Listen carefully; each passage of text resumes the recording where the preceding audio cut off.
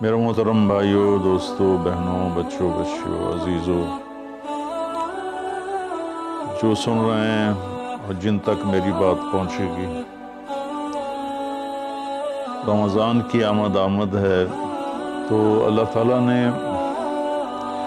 جیسے دنیاوی سیزن بنائے ہیں، جیسے عید کا موقع تاجروں کے لیے سیزن ہے، بڑی عید کا موقع تاجروں کے لیے سیزن ہے، ایسے مختلف قسم کے تہوار دنیاوی دینی جو آتے ہیں وہ تاجروں کے لیے سیزن بن جاتا ہے اور ان کی سیل بڑھ جاتی ہے، منافع بہت زیادہ ہوتا ہے۔ تو اسی طرح اللہ تعالیٰ نے بخشش کے بھی سیزن بنائے ہیں، جس میں سب سے بڑا سیزن وہ رمضان المبارک کا مہینہ ہے۔ اللہ تعالیٰ نے اس میں روزے کو فرض کیا، یا ایھا الذین آمنوا، اے ایمان والو، کتب علیکم الصیام، تم پہ روزے فرض کیے گئے ہیں۔ روزہ چونکہ اوکھا عمل ہے، خاص طور پہ لمبا روزہ گرمیوں میں، تو اس کو ہلکا کرنے کے لیے اللہ نے کہا ما کتب علی الذین من قبلکم، کہ تم گھبراؤ نہیں، تم سے جو پہلے تھے ان پر بھی ہم نے روزہ فرض کیا تھا۔ اور میں تھوڑی وضاحت کر دوں، ان کا روزہ ہم سے بہت مشکل تھا۔ ان کا روزہ 24 گھنٹے کا ہوتا تھا، افطاری سے افطاری، سحری کوئی نہیں، افطاری کھا لی بس ختم، اب اگلے دن کی افطاری 24 گھنٹے کا روزہ ہوتا تھا۔ تو اس لیے اللہ نے کہا کما کتب علی الذین من قبلکم، کہ تم سے پہلوں پر بھی روزہ تھا لیکن وہ ہم نے ایسا رکھا تھا، آپ کے لیے یہ آسانی والا رکھا ہے کہ آپ کے لیے ساری رات کھانا پینا بھی حلال ہے۔ پھر آگے ایک خوشخبری سنائی، لعلکم تتقون، کہ اللہ کی طرف سے جب لعل ہوتا ہے تو وہ یقین کے معنی میں ہوتا ہے، انسان کی طرف سے جب لعل ہوتا ہے تو شک کے معنی میں ہوتا ہے۔ تو اللہ تعالیٰ نے کہا کہ جب تم روزے رکھو گے نا، جیسے روزے رکھنے کا حق ہے تو تمہیں تقوی نصیب ہوگا، اور اگر تمہیں تقوی نصیب ہو گیا تو قرآن ہی سے ہم سنتے ہیں کہ تقوی پر اللہ کیا دیتا ہے، من یتق اللہ یجعل لہ مخرج ویرزقہ من حیث لا یحتسب، کہ جو تقوی اختیار کرتا ہے اللہ اس کے لیے ہر تنگی سے راستہ نکالتا ہے۔ جیسے آج کل کی ٹینشنیں اور بے شمار قسم کے ڈپریشن اور ایک دنیا کی دوڑ نے ہماری لائف کوالٹی بہت خراب کر دی ہے، چیزیں بڑی اعلیٰ ہو گئی ہیں، سواریاں بڑی اعلیٰ ہیں، لیکن لائف اٹ سیلف کوالٹی اس کی بڑی پور ہو گئی ہے، بہت خراب ہو گئی ہے۔ تو اللہ تعالیٰ فرماتا ہے کہ من یتق اللہ یجعل لہ مخرج، تو جب کہیں اس پر تنگی آئے گی، ذہنی یا ظاہری یا باطنی، تو اللہ اس کو راستہ دکھائے گا، اللہ ہاتھ پکڑ کے اس کو اس مشکل سے نکال کے باہر کھڑا کر دے گا۔ وَيَرْزُقْهُ مِنْ حَيْثُ لَا يَحْتَسِبُ، اور اسے وہاں سے رزق دے گا جہاں سے اس کو وہم و گمان بھی نہیں ہوگا۔ تو حضرت مقداد رضی اللہ تعالیٰ عنہ پیشاب کرنے بیٹھے، فاقے سے بے حال تھے، ایک چوہا اپنی بل سے نکلا اور 1 دینار اس نے باہر رکھا، پھر 2، پھر 3، پھر 4، یہاں تک کہ 19 دینار اس نے اپنی بل سے نکال کر ان کے سامنے رکھ دیے۔ وہ بڑے حیران پریشان ہوئے، یہ کیا ہوا؟ انہوں نے وہ استنجے سے فارغ ہو کر وہ اٹھائے اور اللہ کے نبی کے پاس لے کر آئے، یا رسول اللہ، یہ میں پیشاب کرنے بیٹھا ہوں اور چوہے نے یہ 19 دینار میرے آگے رکھ دیے۔ تو آپ نے فرمایا رزق ساقہ اللہ علیک، یہ اللہ کی طرف سے تیرے لیے رزق کا سامان بنا ہے۔ پھر آپ نے یہ آیت پڑھی، من یتق اللہ یجعل لہ مخرج ویرزقہ من حیث لا یحتسب، جو تقوی اختیار کرتا ہے اللہ ہر تنگی سے راستہ دکھاتا ہے اور وہاں سے رزق دیتا ہے جہاں سے وہم و گمان بھی نہ ہو۔ اور اللہ کے دینے کے تو بے شمار راستے ہیں، اللہ کے دینے کے لامحدود راستے ہیں۔ تو پیسہ نہیں ہوگا تو کام کیسے بنے گا، کاروبار نہیں چلے گا تو روٹی کہاں سے کھائیں گے؟ وہ اللہ نے اپنے ذمے لیا ہوا ہے۔ ہماری ذمہ ہے کہ ہم سبب اختیار کریں اور تقوی اختیار کریں۔ رزق اللہ وہاں سے دے گا جہاں سے وہم و گمان بھی نہیں۔ تو تقوی پر من یتق اللہ یجعل لہ من امرہ یسرا۔ پھر دوسری اللہ تعالیٰ خوشخبری یہ سناتے ہیں کہ جو تقوی اختیار کرتا ہے نا، اللہ اس کے کاموں کو آسان کر دیتا ہے۔ اوروں کے لیے وہی کام مشکلات میں گھرا ہوتا ہے، اور اس کے لیے مکھن سے بال کے نکلنے کی طرح اللہ اسے آسان فرما دیتا ہے۔ تیسرا تقوی کی جو فائدہ اللہ بتاتے ہیں، من یتق اللہ یکفر عنہ سیئاتہ ویعظم لہ اجرا۔ جو تقوی اختیار کرتا ہے وہ کوئی یہ نہیں کہ اس سے گناہ نہیں ہوتا، اس سے بھی گناہ ہوتا ہے۔ ہمارے ہاں یہ بڑا عجب تصور ہے کہ اگر کسی نے داڑھی رکھ لی، تبلیغ میں چلا گیا یا عالم بن گیا، بس اس سے تو کوئی گناہ ہونا ہی نہیں چاہیے، اور ہم جو مرضی کرتے پھریں، ہمیں تو کوئی پوچھ نہیں، ہم دنیا دار ہیں۔ تو یہ بڑی گمراہی ہے۔ سوائے نبیوں کے کوئی بشر خطا سے پاک نہیں ہے، چاہے وہ کتنا ہی بڑے مرتبے والا ہو۔ خطا ہر انسان کے ساتھ لگی ہوئی، بلکہ وہ انسان ہی نہیں جس سے خطا نہ ہوتی ہو۔ تو اللہ تعالیٰ کہتا ہے یکفر عنہ سیئاتی، جو تقوی اختیار کرتے ہیں وہ اپنے گناہوں پہ نادم ہوتے ہیں، توبہ کرتے ہیں، تو اللہ تعالیٰ کہتا ہے ہم ان کے گناہوں کو مٹا دیتے ہیں۔ معاف کرنا نہیں کہا، یکفر، مٹا دینا۔ ایسا مٹا دیتے ہیں جیسے زمیندار زمین میں بیج کو ڈالتا ہے اور وہ بیج میں اس کو زمین میں چھپاتا ہے، اور پھر وہ بیج فنا ہو جاتا ہے اور اس سے ایک نیا پودا نکل آتا ہے، ایک نئی جان نکل آتی ہے۔ ایسے اللہ تعالیٰ فرماتے ہیں، یہ نہیں کہا کہ یغفر لہم، اللہ تعالیٰ فرماتے ہیں، یغفر کا مطلب ہوتا ہے چھپا دینا، اور یکفر کا مطلب ہوتا ہے صفائی کر دینا، مٹا دینا۔ اللہ ان کے گناہوں کو مٹا دیتا ہے کہ یہ جو کرامن کاتبین لکھ رہے ہیں نا، وہ ان کی کاپیوں سے بھی غائب کر دیتا ہے۔ تو اور دوسرا کام کیا کرتا ہے، وَيُعْظِمْ لَهُ أَجْرًا، اور اللہ تعالیٰ اس کا اجر عظیم کر دیتا ہے۔ جب اللہ عظیم کرے گا تو اس کی شان کیا ہوگی۔ تو رمضان اللہ تعالیٰ نے ہمیں ایسی بڑی محنت، ایسی بڑی دولت دی ہے اپنی آخرت کو بنانے کے لیے۔ اس میں جسمانی صحت بھی ہے اور اس میں روحانی صحت بھی ہے۔ اس میں جسمانی صحت بھی ملتی ہے اگر روزے کے مقصد کو سمجھ کے کھانا پینا رکھا جائے، اور روحانی صحت بھی ملتی ہے کہ جتنا جسم پہ فاقہ آتا ہے، نفس میں روشنی پیدا ہوتی ہے، دل روشن ہوتا ہے۔ امام غزالی رحمۃ اللہ علیہ کا فرمان ہے، جس دن بھی میرے اوپر فاقہ آیا، میرے اوپر علم کا نیا دروازہ کھلا۔ تو اللہ تعالیٰ نے اپنے کرم سے ہمیں یہ مہینہ دیا، شہر رمضان۔ شہر عربی میں مہینے کو کہتے ہیں، اور شہر کا اصل مطلب ہے شہرت۔ تو مہینے کو شہر مشہور اس لیے کہتے ہیں کہ ہر مہینہ اپنے آپ ہی اپنی شہرت بناتا ہے۔ بھئی ابھی رمضان آ رہا ہے، بھئی اب شوال آ گیا ہے، یا جنوری آ گیا ہے، فروری آ گیا ہے، اور اس کے ساتھ ہمارے بے شمار دنیاوی کام لگے ہوتے ہیں۔ بھئی جنوری میں یہ میٹنگ ہے، فروری میں یہ میٹنگ ہے، مارچ میں وہاں جانا ہے، اپریل میں ادھر آنا ہے۔ تو ہماری بہت ساری باؤنڈنگ ہوتی ہے مہینوں کے ٹائمنگ کے ساتھ، اس لیے یہ مشہور ہوتے ہیں۔ تو اس شہرت کی وجہ سے مہینے کو عربی میں شہر کہتے ہیں، مشہور شہر۔ تو اللہ تعالیٰ کہتے ہیں شہر رمضان۔ پھر اس میں ایک عجب بات بتائی، اس میں روزے کی فضیلت اس مہینے کی نہیں بتائی، اس میں قرآن کی فضیلت بتائی۔ الذی انزل فیہ القرآن، روزے کا ذکر بعد میں کیا ہے اور قرآن کا ذکر پہلے کیا ہے، کہ اب اپنی روح کو، اپنی روحانیت کو زندہ کرنا چاہتے ہو تو اس مہینے میں ہم نے قرآن کو اتارا۔ الذی انزل فیہ القرآن، جس میں ہم نے قرآن کو اتارا۔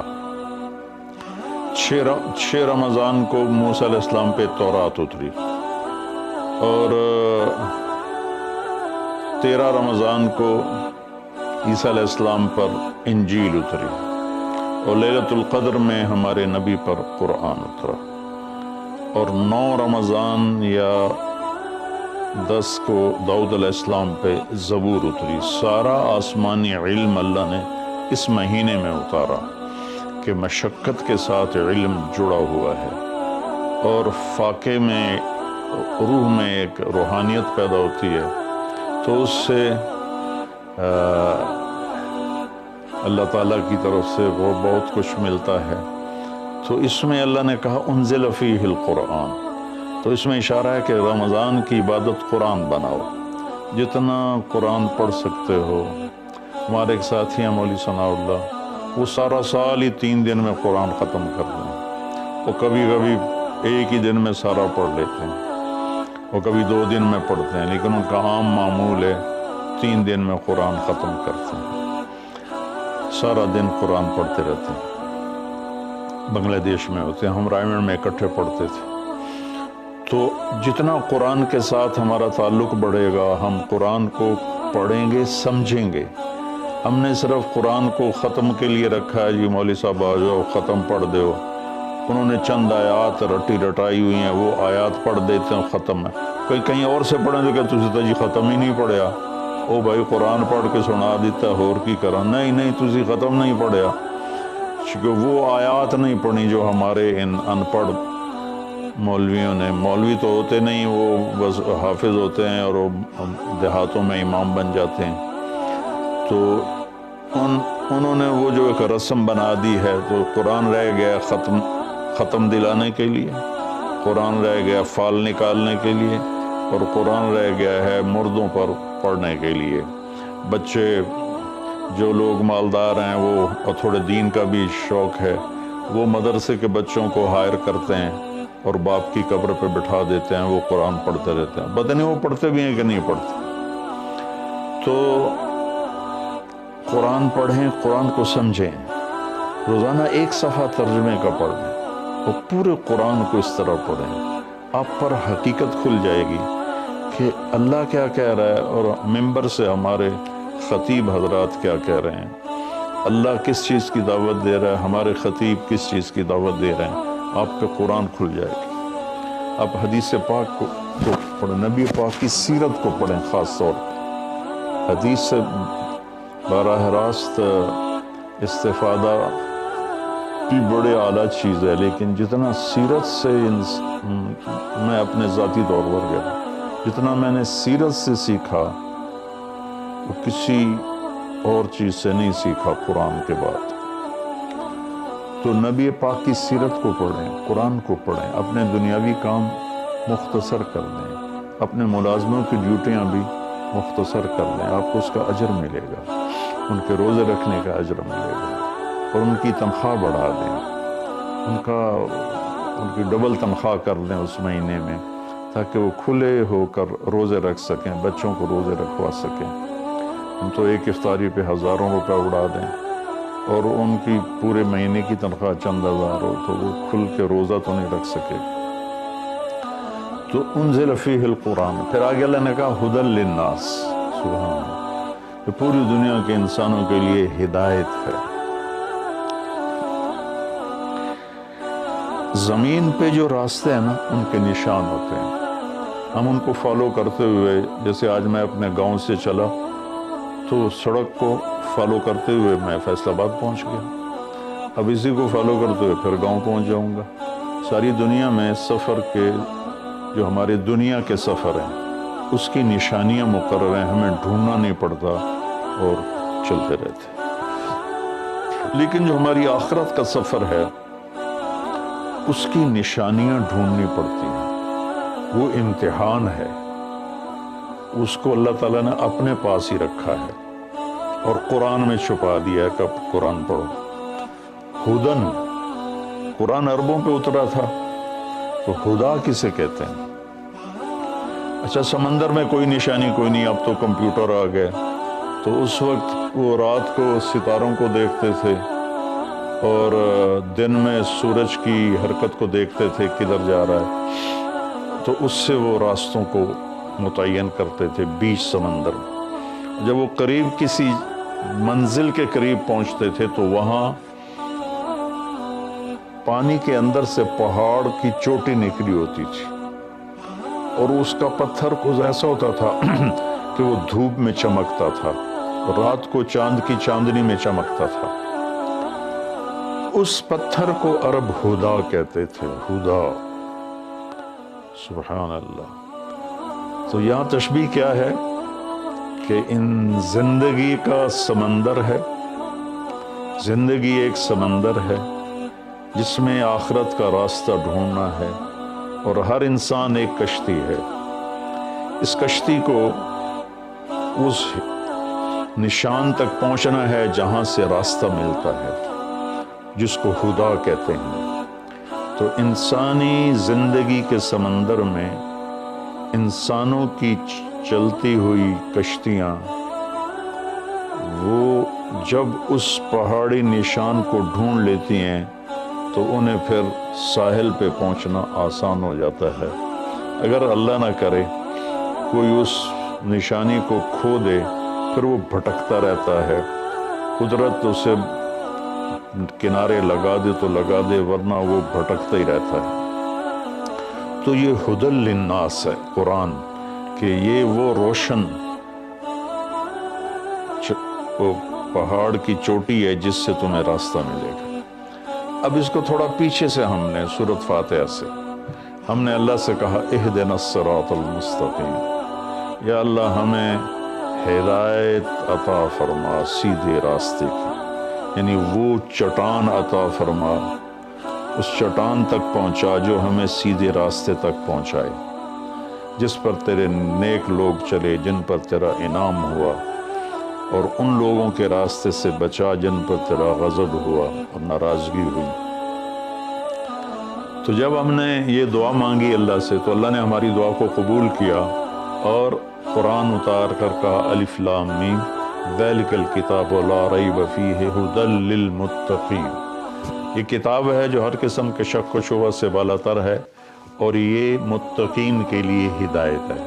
یہاں کا ھدی للناس ساری دنیا کے انسانوں کے لیے ہدایت ہے، یعنی اگر ڈھونڈنا چاہو اس چٹان کو جو تمہیں منزل تک پہنچائے، اس خوبصورت چیز کو جو تمہیں اللہ تک پہنچائے، تو وہ قرآن ہے، ذالک الکتاب لا ریب فیہ۔ اور خاص طور پر جو تقوی اختیار کرے گا اسے اس قرآن سے راستہ ملے گا، وہ اس کو پہچان کر چلتے چلتے چلتے چلتے اللہ اس کے رسول کے دربار میں کامیابی سے پہنچ جائے گا۔ تو ہمارے بر صغیر میں قرآن کے ساتھ اٹیچمنٹ کوئی نہیں۔ یہ مختلف بزرگوں کی کتابیں لکھی پڑھی ہیں، ان کی سیرت، لکھنے والا کون ہے، اس میں جو واقعہ ہے وہ کہاں سے نقل کیا ہے، اس کی کوئی سند نہیں۔ ایک بزرگ تھے، وہ 25 سال جنگلوں میں خاک چھانتے رہے، سرے سے شریعت نبوی کے خلاف واقعہ ہے کہ میرے نبی نے رہبانیت نہیں سکھائی، اور ان کی شان بیان کرنے میں یہ واقعہ میں نے بھی پڑھا کہ 25 سال جنگلوں کی خاک چھانی، شہر میں ہی نہیں گئے، تو یہ تو عیسائی راہبوں سے بھی بڑھ گئے۔ لا رہبانیت فی الاسلام، اسلام میں کوئی رہبانیت نہیں۔ تو ان قصوں کی نہ کوئی سند ہے، نہ کوئی دلیل ہے، نہ مصنف کی حیثیت کا پتہ ہے، تو ہم قصے کہانیوں میں گم ہیں، اور بس